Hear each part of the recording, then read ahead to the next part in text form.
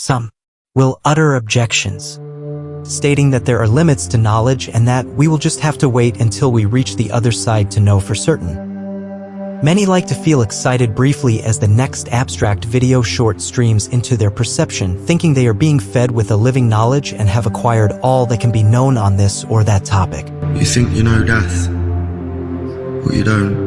The human mind itself has been conditioned in some regards to crave these suitable skeletal summaries of all of life's content. One truly believes they have understood a matter completely only after skimming a few of its major talking points. This is a tendency, a habit of thinking that needs to be put away if one wants to grasp the content of what is called spiritual in life and see this spirit as the foundation of existence, the very backdrop of our inner and outer world. The holy writings themselves supply many layers of meaning, and until one has come at an issue from more than a few sides, even those that seem to offer nothing but rubbish, then one just simply has not risen to a fuller approach to life's content as it exists for modern consciousness. It is not a popular idea that one must be patient to actually maintain a posture of endurance in order for spiritual insight to manifest, or in other words, to live through specific stages or experiences of life. To actually reach definite ages in order for development to foster a proper assessment of oneself within the hierarchies of the earthly and heavenly realms. Many simply expect to and also believe themselves to know the essentials of life by the time they reach their 20s. We are familiar with some of these stages of life, the first change of teeth or the first 7 years where the child exists in a sort of hypnagogic state as it is still immersed in the worlds it inhabited prior to birth, the spiritual world. We also are familiar with the years in which puberty or sexual maturity sets in, but we may not see the more intricate modes of evolution belonging to the inner self. This maturing can be seen in an expression of threefoldness in the growth of body, soul, and spirit. The forces within that first begin to act in building the physical body start to emancipate themselves. The forces and impulses that were more tied to processes of metabolism, digestion, and circulation when we were in infancy and adolescence begin to undertake new tasks to mobilize the spiritual organs of our anatomy. These impulses of thought or spirit that were responsible for the construction of the eye, the nerves, blood, and all that can constitute our material being begin to work on the soul, antipathies and sympathies arise. Memories are now able to be held onto, and only further in the growing up process do these forces move on from working on the soul into further freedom and independence, where one's thinking or thought life can now elevate itself above its usual dependence on bodily processes. Our spiritual anatomy, where one begins to assess life based on what is deemed good, beautiful, and true, starts to take form.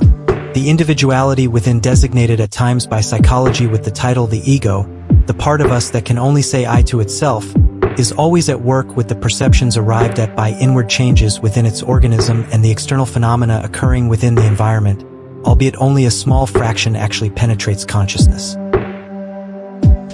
Unraveling the mysterious nature of the I or ego has been done in other spheres of life, particularly in religious contexts in regards to its higher or more spiritualized form of understanding. This apotheosis of the individual into its higher self or ego is the content behind the symbol of the white stone that Christ gives its recipients, in which only themselves know the name that is placed there, as well as the philosopher's stone that the alchemists sought to transubstantiate within themselves, to truly feel its coming into being in the soul. In contrast, in the East, the higher self assumes the name of Atman, highest principle in humanity, or Atma, highest principle in the cosmos, found in the Upanishads and Veda scriptures of the ancient Brahmin traditions.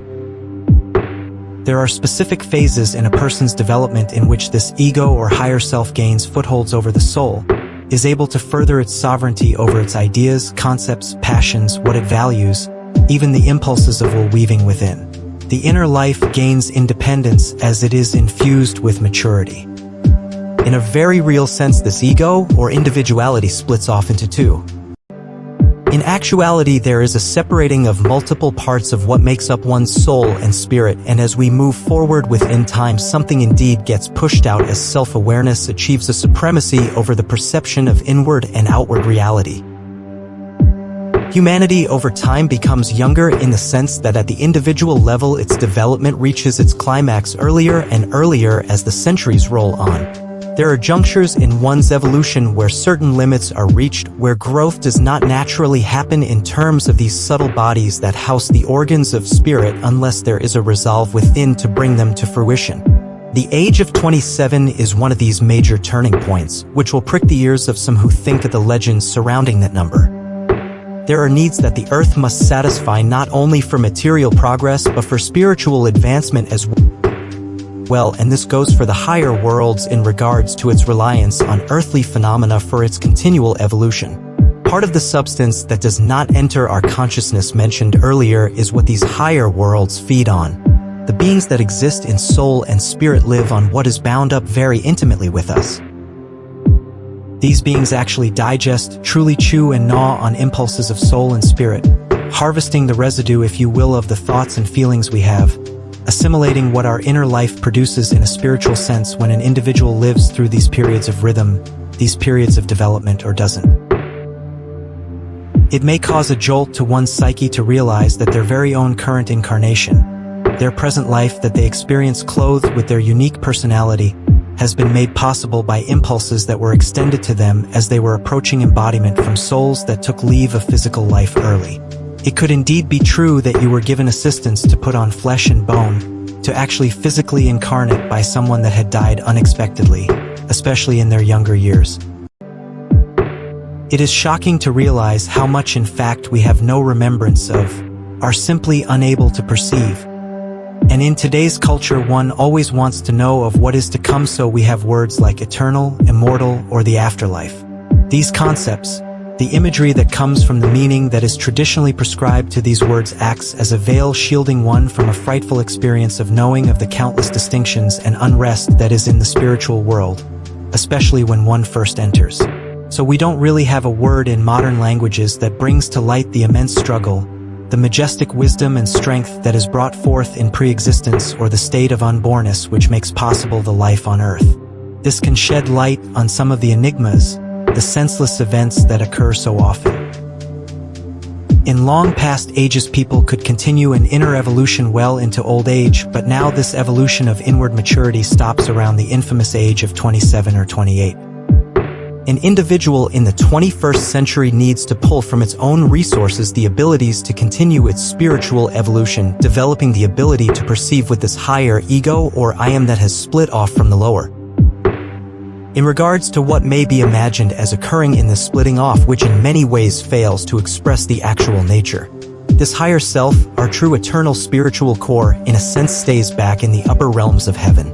In the time spent on earth, in our life in the body, this remnant that has been held back is protected, not subjected or not put in position to bow down to the temptations of Baal or the lower forces of evolution, and in a sense does not accompany us in this phase of life. Between birth and death we are coming to emancipate our perceiving of this eternal core that waits in heaven. We only really come to know our true selves or higher egos at a certain stage in the life out of physical corporeality. Through growing in life experience we are given forces that strengthen consciousness, and in turn this acts as spiritual fruit for our higher I. In time we learn to perceive through this higher self that has in a sense come out of hiding. This allows the gradual emergence and transformation of memory, which is the most significant faculty in experiencing the spiritual world. This becoming of a kind of cosmic memory, cosmic in the sense that it follows or is attuned with very real rhythms of spirit, the actual breathing of the earth itself in response to the spiritual nature, to the presence of spiritual beings of the other celestial bodies in the starry heavens, can give one the ability to experience the spirit working into consciousness, into one's very perceptions. This is especially the case if one has trained the soul to exist less entrenched in the world of the senses. If one can win independence for their thinking, feeling, and willing, allowing them lordship over their habitual attunement to physicality, to an inner dependence on the world we experience in 3 dimensions.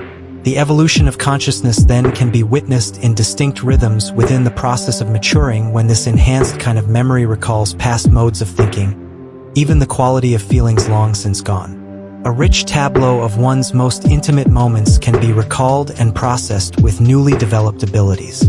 This process cultivates self-knowledge, which will be a trustworthy guide acting as an unending force of enlightenment amidst the changes that occur as one gets older, of having to orient oneself within the ever-evolving forces of existence.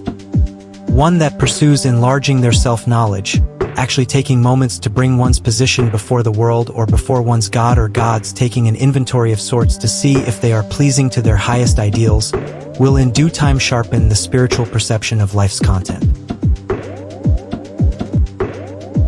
This memory picture, which appears, acts as a journal of sorts where no longer is a pen and paper needed, but our deepest intuitions and their expression are always captured in a certain unconscious part of the soul. Once unlocked, past entries of real life are accessible in vivid detail. It is as if one can start building actual spiritual realities, or in other words, one possesses the ability to find familiar anchor points of the spiritual content, forces within the soul that can be held in consciousness just as close as we can when we use external objects or places of refuge to balance our inner selves. These places that can be entered into through a heightened thinking and feeling will be bridges for individuals to reach a place of healing for their souls, and in these new perceptions of consciousness there are many mansions. New worlds await as one begins to experience old harbored mental images, imaginations, and intuitions that have returned after being resurrected, revealing worlds that simply were not there previously. Take a sacred number from antiquity, let's say 7, so central to the ancient Hebrews' cosmology, to the representation of their worlds, signifying a completion of the cyclical nature of cosmic phenomena, even previous incarnations of our planet.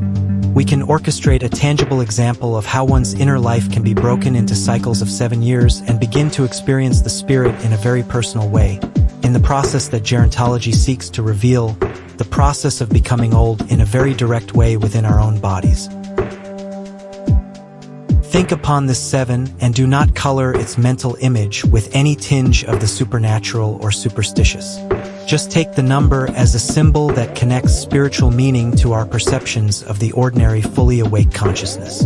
These representations point towards the substance of the higher worlds, so that this higher wisdom can have meaning on earth. Modern science offers examples of physical changes that occur in a 7-year period.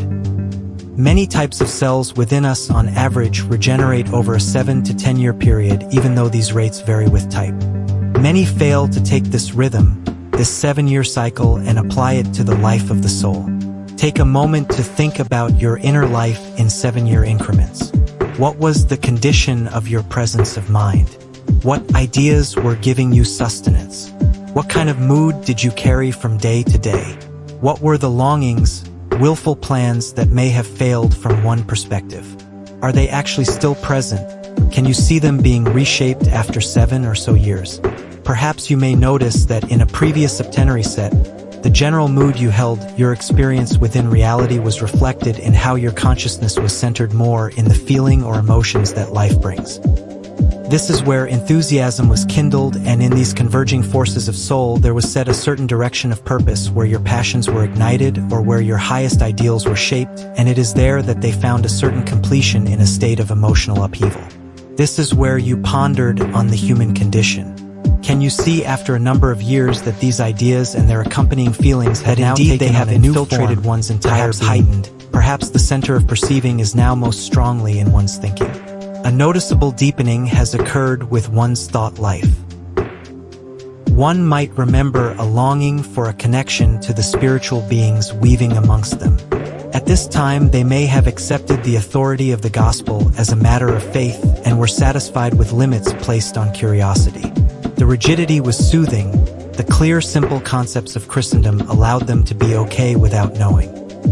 Many evenings would be spent in pious devotion, as if these emotional upheavals, these longings often raised up for others, would nearly lift one out of the body. The intense pining for something higher, for a unity with the divine, would then, after or near completion of a 7-year cycle, permeate another soul faculty. These feelings, imbued with drives of will, could then be used by the maturing eye to provide a means to overcome certain old ways of thinking. Ideas that have never entered the mind now come to consciousness.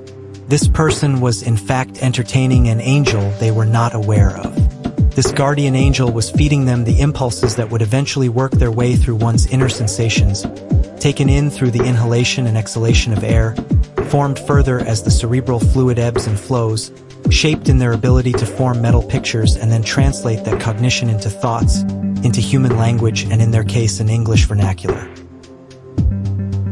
While this individual toiled, experienced the joys and sorrows, the chaotic along with the mundanity of life, this person's angel prepared a landscape within that individual's own bodily constitution in which new perceptions would take hold. Through these cosmic forces being implanted within while they slept, they were slowly becoming something new.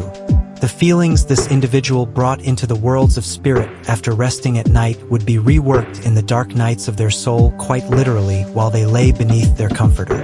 The lack of perseverance found in so many, the absence of drive to bring an inner activity to enliven one's thinking tends to darken the time we spend in sleep, in the state of dreaming. For many, dreaming or remembering the soul's experience when it takes leave of the body at night is not a typical occurrence, and if it is shrugged off as insignificant and somehow simply connected to how the body gets rid of all its sensory experiences. Most simply do not know of what truly happens when we set off into the sleep. The ego we have been bringing to light is no longer bound to the physical body.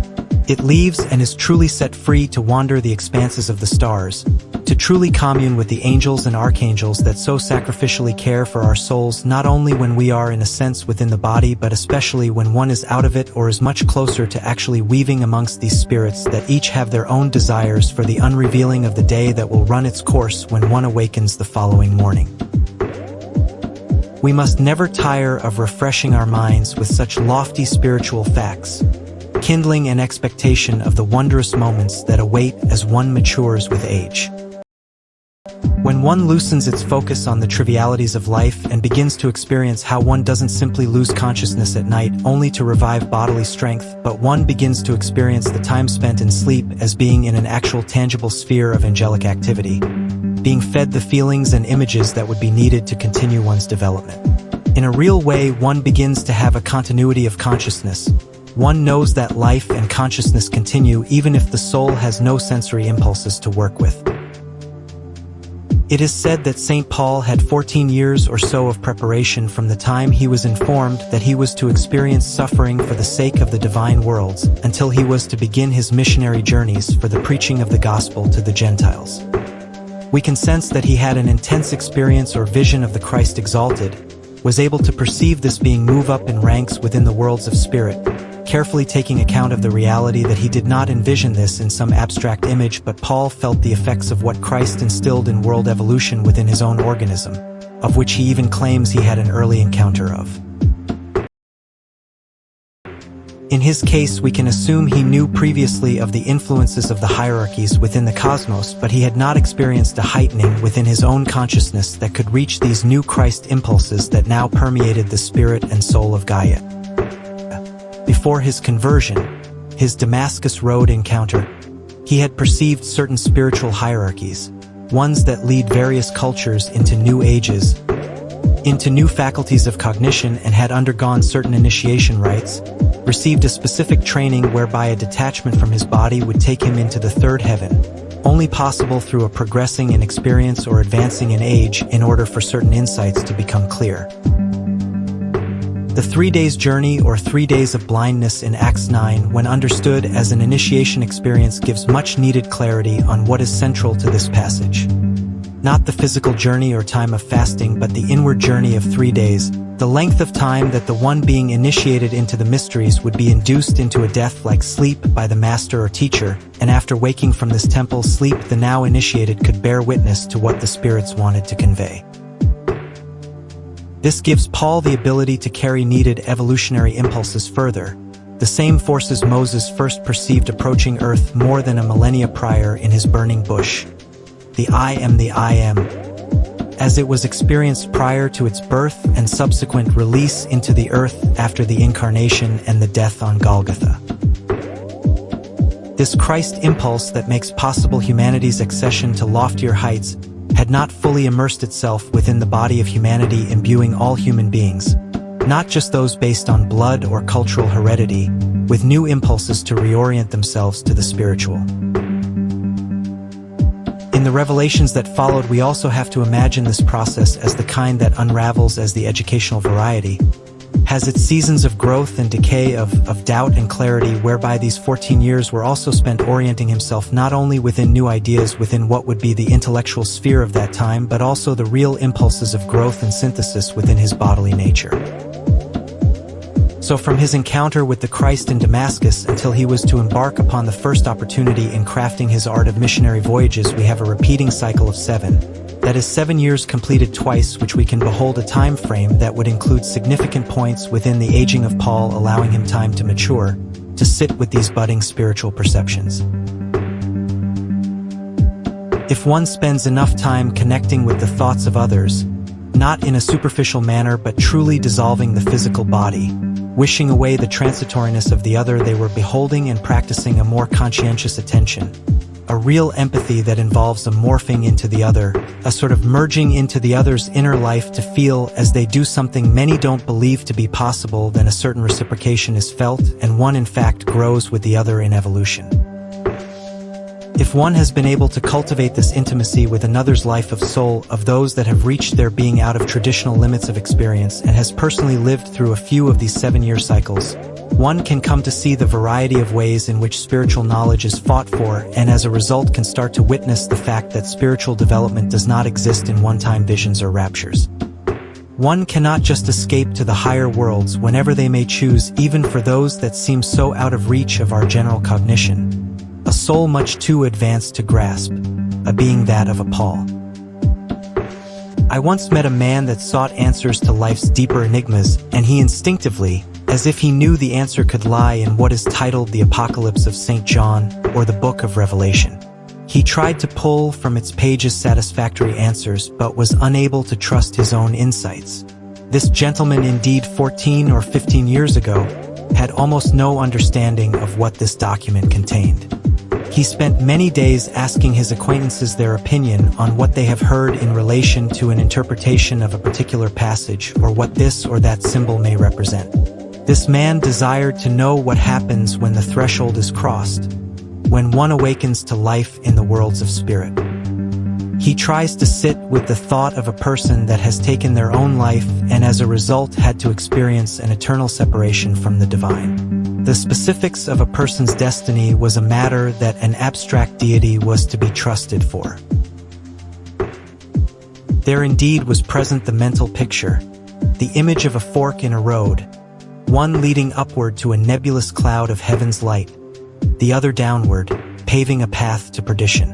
These types of questions, after a time, begin to lose their intensity as life happens. His mind pulls away from those existential pursuits, and the previous curiosity so enamored is culled. In time he encounters hardships, as each does as they progress through the walk of life, and is driven to his knees by a quite insurmountable obstacle that moves his soul once again to seek a higher satisfaction.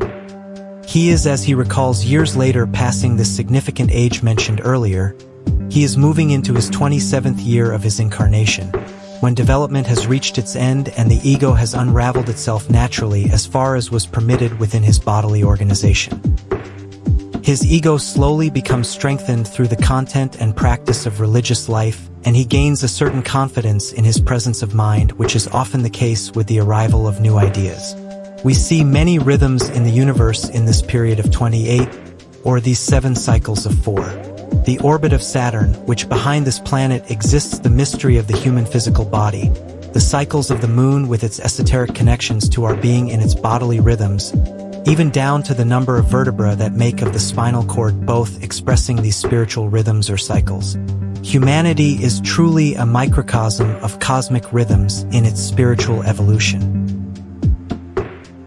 At the age of 28 or shortly before, he is saved, as the evangelicals express it, even immersing himself in the study of theology at an Orthodox Christian university.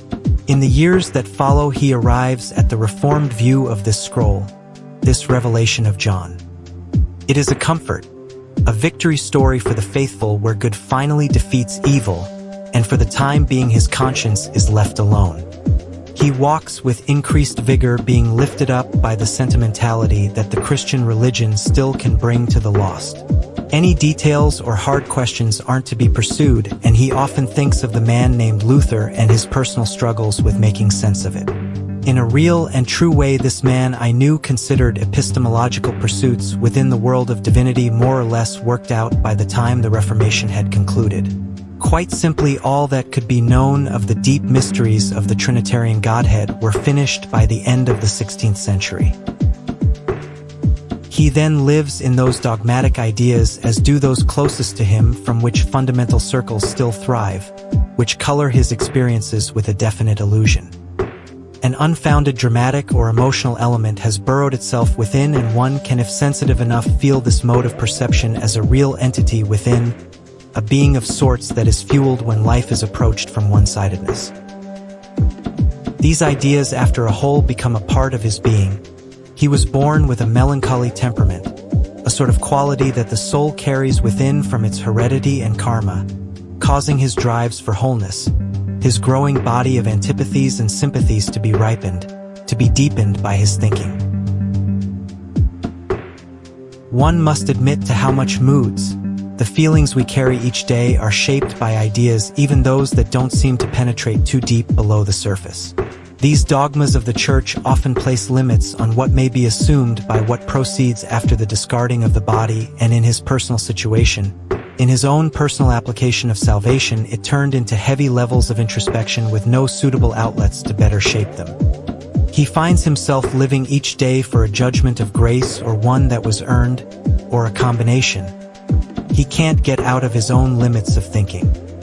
This mode of cognition, experiencing life's many choices as unrecoverable sinful acts, this inability to rest in his most ideal thoughts has caused illness. He has bouts of insomnia and carries a nagging anxiety, finding how intense the hold of dogma from centuries ago can still have over someone. More years pass with new experiences colored by new manna being dropped from his angel, and when he least expects it, like a thief in the night, impulses from what he has gained become ripe, and his mind opens to see the artistic side of the book's composition. He begins to understand that there is substance in life that can't be handled in clean and easy concepts, but instead must be experienced, must be grasped with higher modes of consciousness. He has reached another significant milestone in an individual's development, a stage that passes after another 7 to 10 years from that of 28. He enters the years of 35 and beyond, when there now lies at his disposal, much like a painter and their palette of colors, or the philosopher with his storehouse of ideas. He now has reached a point where the ability is within reach to create his own world. So at a repeated cycle of 7 years or so, since he first gave a confession to identify, albeit dimly, with the Christ, there is a notable vitality within, as the physical body progresses into old age and the soul begins to grow younger. Through the maturing of his ego by its connections to physicality, to the doing of life, along with ripening soul forces, he is able to experience his higher self and is gaining a newfound inner freedom, whereby he is now in certain respects able to overcome being moved in all sorts of directions by mere mental habits and ways of doing things. He finds an inner composure and reaches a fuller grasp of what it means to be human. This man starts to see how the words of the Apocalypse, with its signs, symbols, and turn of phrases, are intended for the ears of modern humanity if they would tune them to its frequency.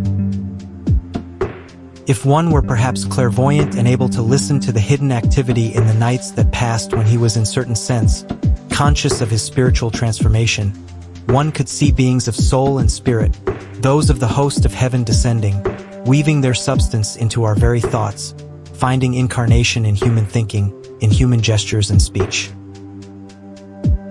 The dreaminess this individual exhibited in his youth, living in his own organism too deeply.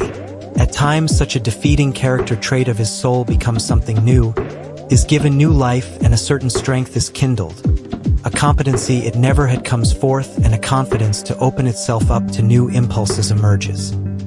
It would go to much afar to touch on all the streams that flowed into him in his younger years that shaped how he thinks, feels, exist in his adult life, like the time spent resting in the arms of his mother as she permeated his being with her warmth, her impulses of wisdom that she found difficult to express, almost as if she had already experienced or fleshed out in some bygone life. The fruit of those lived experiences she had woven within, worked so courageously for, would simply be something she freely passed into her middle child. Beneath the audible hymns she sang to soothe his worried mind, other hidden, much deeper forces were at work between them. We can't forget to mention the social aspect in growing up, where certain relations come and go, and like it goes for so many, there is a rather eccentric encounter with another, and in that interaction certain seeds for new paradigms, novel ways of perception are sown amongst late-night chatter. Where in such rare moments one's life takes a new direction, not even from guidance from a respected counselor or spiritual director, but by someone who had an inner character or disposition that allowed a certain tone that would flow into the other, where the content that was expressed would assert itself fully enough within to produce a transformation.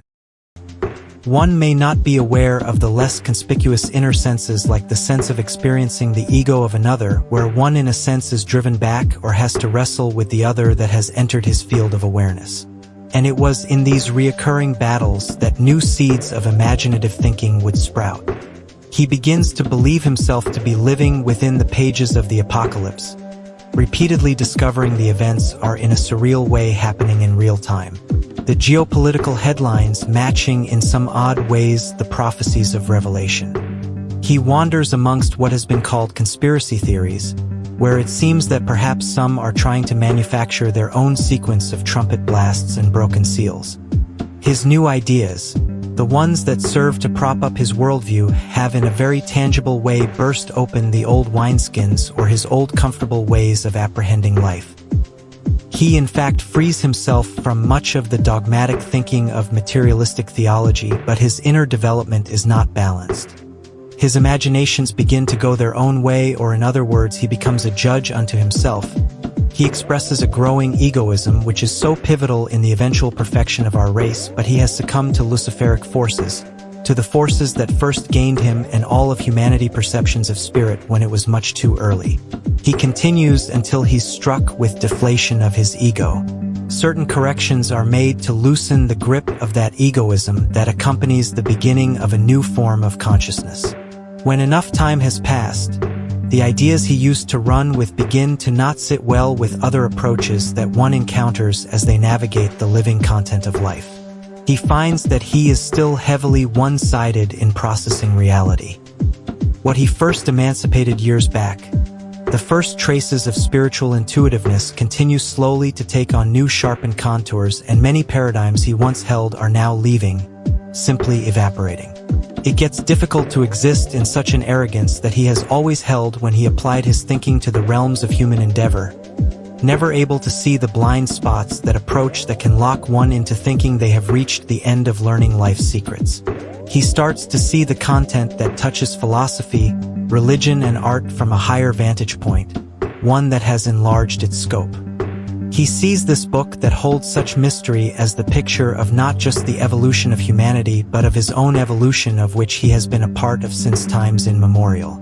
In it, he sees the process of initiation in which the seeker of spiritual wholeness sought, which in the ancient world was held in utmost secrecy, a process of spiritual aging or evolution, of which those that are currently poor in spirit need. This ancient initiation science foreshadowed how each is to become an Osiris, a dying and becoming of a god, disclosed in the pages of the Egyptian Book of the Dead, paving the way for Christianity to bring this once hidden work of growing in spiritual evolution, in holiness, to the entire world. Hindsight often reveals occurrences in a much more artistic way, and as we age we begin to achieve a heightened serenity in thought as the ideas that give definite and real expression to perception take time to develop over a stretch of 14 years or so. The man I spent so much exertion trying to learn from, and in many ways have become, sees the world he now exists in and how he feels within that world to have both become so vastly different. This process had a peculiar coming about, where certain barriers within thought had to change. Just as one can never see with ordinary sight the becoming of the rose or the lily, however, one can know in a certain fashion that the spirit is at work through the effects. Humanity in the past had a much more rich inner life, actually experienced the movement of spiritual processes within and outside them in nature, witnessed the beings responsible for the phenomena they experienced, and it is this spiritual content that is in fact perceivable now. We can prepare ahead of time, so to speak, before a new type of perception is agreed possible within human existence that will occur gradually over the next 2,500 years or so.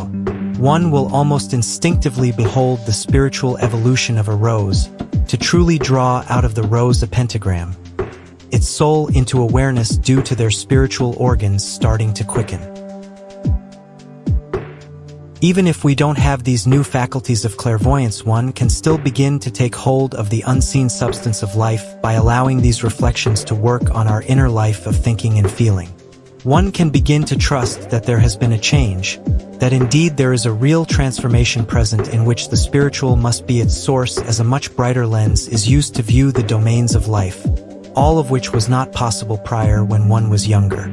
It is certainly a grace from above, nothing that could be entirely explained by his karma, his environment, work in inner discipline, or even in the years spent this far in the body acquiring knowledge by traditional means.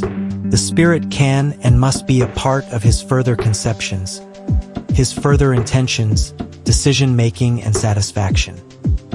He now has another set of 7 years behind him of gaining wisdom, but not in the sense as before, but a kind that is tinged with devotion, sprinkled with a certain altruistic or a higher love for creation. He is now at an age when this grand 14-year adventure is now seen in all of its connections of meaning as he passes into the age of 42.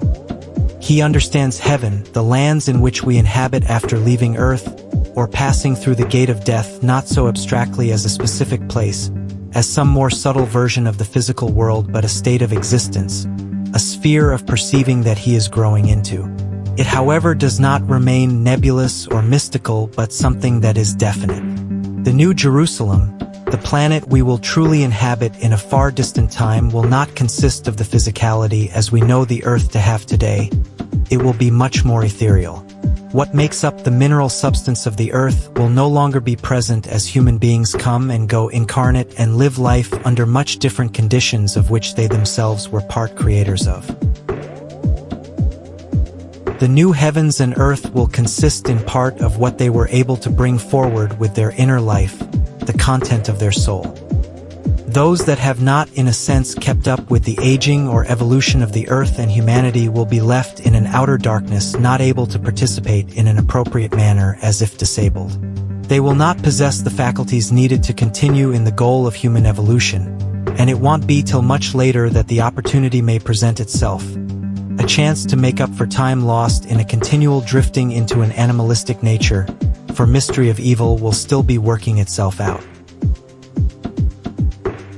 Just as his own experiences, his knowledge of himself and his universe have been mobilized, have indeed become malleable again, the words from the document that imprinted such rigidity before now houses an invisible script, one that is shaped by ideas that take note of humanity's evolving consciousness. It is said that there will be no sea in the age to come, which used to paint nothing but strange apprehensions of the life to come, but is now a symbol that represents nothing having to do with what we think of as a body of water, or even a nation of people, but as a symbol for material existence. The dying and rising of the Christ as the image of our individuality, our holiest of holies, our higher ego, or the I Am, and its evolution has been the content of innumerable forms since ancient times. This spiritual transformation or initiation of the human individuality is in the Gospels too. It may have been unnoticed or may well have been consciously worked in by the scribes that articulated the following event, that even in the specific names that were involved were hidden insight into the deeper understanding of the most profound occurrence in history. It is recorded that Christ, the highest I Am or ego, is to suffer or be put to trial under Pontius Pilate. With the removal of the I in Pontius, it would form Pontus, a word with connotations to a Roman sea god, showing its connection to the idea previously noted, the esoteric symbol of the sea not signifying physical water but the inner life of soul and its descent and ascent into and out of material existence. The scribe, or the apostle if you prefer, was articulating that Christ, This image of our own personal ego had to suffer through the process of experiencing physical life, material existence, of incarnating in a human sheath, thus passing through the various states of consciousness, of maturing in wisdom and love through the varying conditions of life, including death, to achieve continued spiritual evolution. The drama that each passes through in life, each participating at a level that is reflective of their current state of development and conditions that would induce the most suitable for its future evolution. Life itself is a spiritual initiation, preparing us for mobility in spiritual lands when we are out of the physical body. Putting aside any overemphasis on surnames or tribal names with this Pontius Pilate, we need to remember that etymological pursuits can never arrive at the fullest revelation possible. This and many of the scenes that make up the Bible are to be experienced, not only dissected with tools of the intellect, and certainly with the ability to relinquish the sort of thinking that the current culture practices. One must take heed to try to approach the consciousness of thousands of years ago and follow its evolution from a state of experiencing phenomena or events in a pictorial manner versus our way of living in thoughts or concepts. These may well be happening in the pages of external history, but they are also taking place within the consciousness of the characters. In the name Pilate, there is an association to the word pillar or pile, so we see here again a deeper spiritual meaning or content behind this enigmatic name of this Roman governor. When viewed esoterically, Pilate is perceived as a pillar at sea, a true turning point in time where consciousness would turn in the pendulum swing from a downward descent from a spiritual body and an inward intuitive connection to nature and to spirit into a condition of physicality, of possessing a body not only of soul and spirit but of the mineral substance and its corresponding cognition that embraces materialism, back up into the realms of the spirit. The word pillar might also bring to mind the journeys of Abraham and the wife of Lot turning to a pillar of salt as a result of a looking or turning back. We see the significance of the water or the sea and now salt, a symbol for resurrection or new life. Two substantial symbols are now made alive and mobile, these both being held onto by Christianity and other spiritual threads marking the process of spiritual transformation. There are many interpretations and meanings to be drawn from not only this passage but all of Genesis, whereby it might be advantageous to approach it with a similar vantage point like that of a Philo of Alexandria. He was suited very well, indeed was trained to see the allegory within the Old Testament, where the physical historical account, any outward forging would fall to the wayside, if you will, and the inner development or journey of Abraham would be expressed. Where it can be uncovered that there have been many deluges, multiple destructions of our earth, some more physical than others, and it was Abraham who was the progenitor of a new mode of existence. Men would then carry within a novel way of perceiving, hence the pillar of salt, a boundary separating the old and the new. Many would fall into a sleep-like state, never to regain consciousness, and life would be left to those strong enough to carry on the new way of life, to be able to use the physical brain in a way never done previously. The maternal element, so often esoterically represented by the soul, symbolized by Lot's wife, was to harden, to become dull of hearing. The female instinctive clairvoyance was to fade, was to be murdered, awaiting its eventual resurrection after man's freedom was fully realized within space and time. Christ and his trial under Pontius Pilate is not only an outward historical event, but much of the richer content is found in the fact that the old earth did in fact pass away, spiritually, and this transition was marked by the death and rising of Christ. In a true and real way, the world began again at his resurrection and subsequent returns up to Pentecost.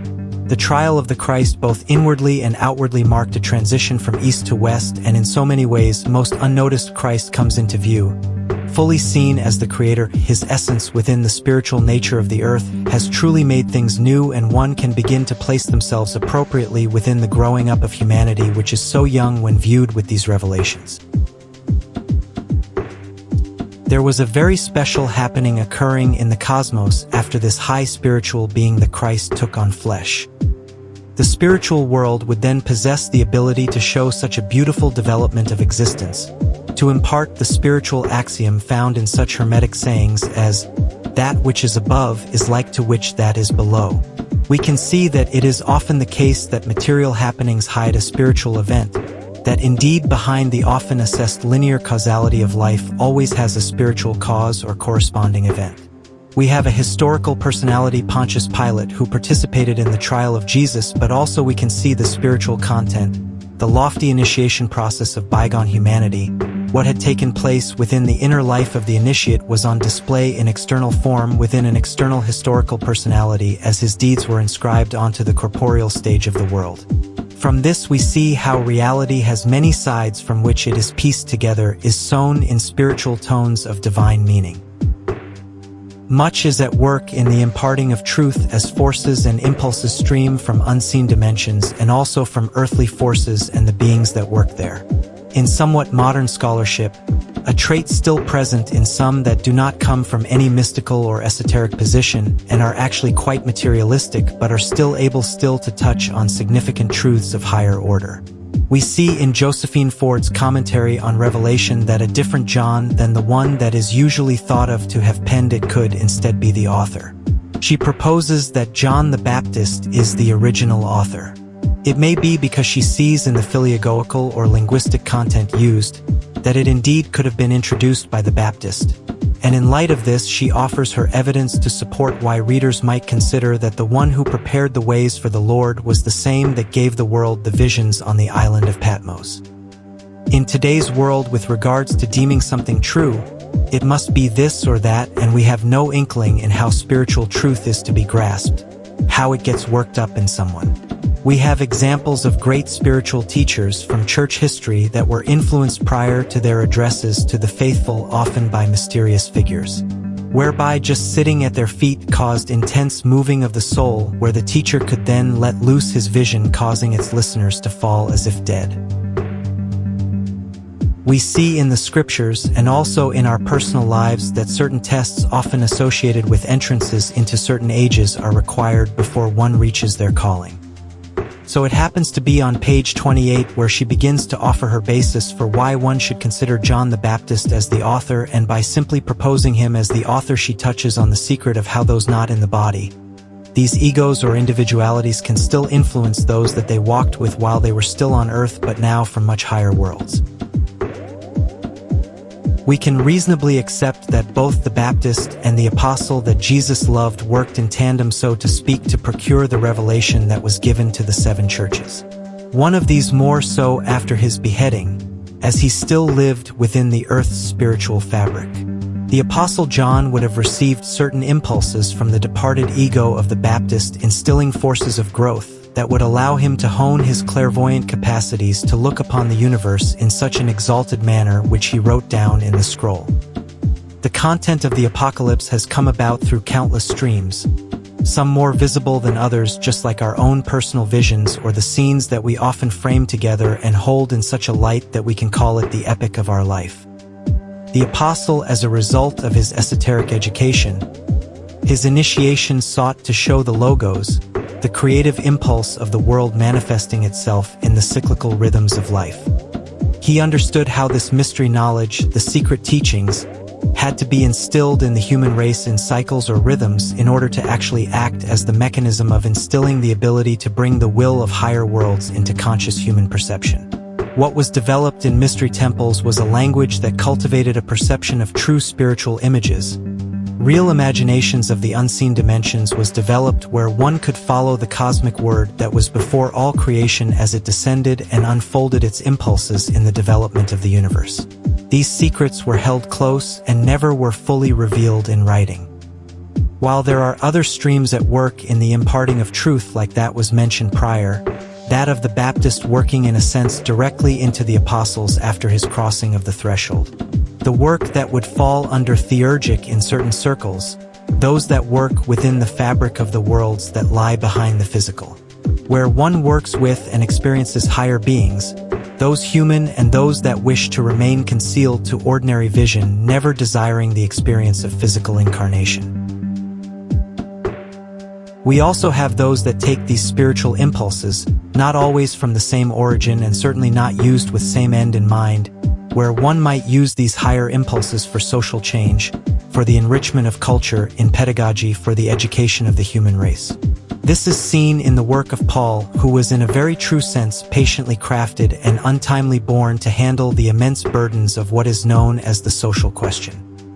One comes to seek out and enjoy patterns and phenomena in the occurrences with inner and external history, and no doubt finds satisfaction in the world about them in a litany of ways. So the above limited, often choppy sketch was presented to attempt to show how much the life of the soul, one's faculties of the psyche, the very things that one thinks upon so directly in fact inspire the way one feels in the world. One may not see these often unnoticed advancements in perception, and in a matter of years a new world has opened. It is not always welcome to hear that the best things in life must be waited on. This goes for those that desire to fill their soul with content that is actually living, that can ignite enthusiasm. Think of the kind of life-giving enthusiasm that would be kindled within society, the kind that can give real stamina to face the forces that arise in the world today if these ideas having to do with the spiritual gifts of growing up were talked about and thought upon. That indeed when I was 22 and could think that in another 20 or so years when I approach middle age that I could expect to see a certain maturing, a certain ability to be more cognizant of what goes on in my own soul, thus gaining me access to the worlds of spirit. That when I do reach certain older ages that earlier cycles or rhythm of my life become available to dissect, to actually understand, giving strength to continue to feel satisfaction, to be productive. When there seemed to only be suffering and uncomfortable growing pains, there were ideas also present just budding, not noticed, that have now become life's clearest commodity and most prized possession. Where in one incarnation one can say in all truth that nothing is impossible with God. Life can offer one many illusions due to the very nature of our souls, and this man I once knew may have experienced the temptation to fantasy, to believe in some deeper connection to a saint, much like how one hears of various reincarnations of Mary Magdalene or some other influential figure. Fortunately, in no way does he place himself anywhere near a high initiate like that of Paul, but he does wonder if he is in fact experiencing the birth pains of what Paul did experience, which was the ability to perceive the second coming, the parousia. For the beings that stood near his ascension told us that he would return in the same manner as he left. As he permeated the soul of the earth, much like a modern geometry could assert an image of the cyclical nature of time, the infinity of a straight line returning upon itself, as he became one with his Father. This would not lead a limitless embark, but would desire to return from the other side. After Christ's departure, he now remains there in the substance of spirit and soul that moves all around and weaves within us, and we have to meet him in the air, as Paul suggests, to come to the Christ in the worlds that sustain and transform the physical, hence the warning to not look here nor there. For it is the etheric return of Christ we wait for in eager expectation.